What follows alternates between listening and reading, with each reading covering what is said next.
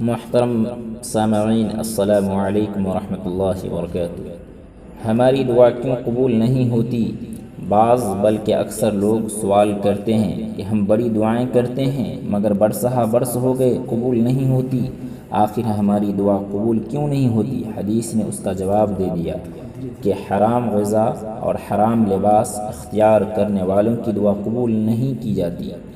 آج بہت سے مسلمان بلکہ نمازی، حاجی اور بڑی بڑی دینی خدمات میں لگے ہوئے لوگ حرام سے بچنے کا اہتمام نہیں کرتے، پھر کیوں کر دعا قبول ہوگی؟ ایک بزرگ کہیں جا رہے تھے، راستہ میں ایک شخص نے نہایت اصرار سے ان سے عرض کیا کہ میرے ساتھ بیٹھ کر آپ کھانا کھائیں۔ بزرگ نے اس کی درخواست پر اس کے ساتھ کھانا کھا لیا، پھر آگے چل پڑے۔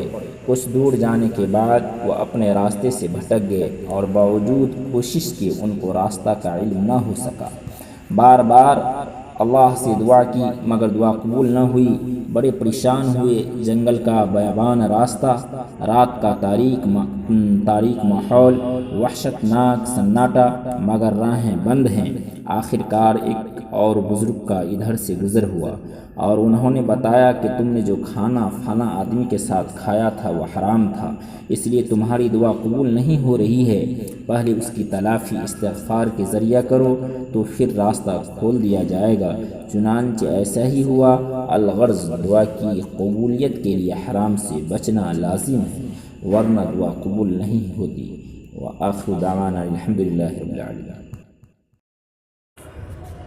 ہمارے چینل خصوصی معلومات سبسکرائب کر دیں، بیل آئیکن کو دبا دیں لیٹسٹ ویڈیو کے لیے۔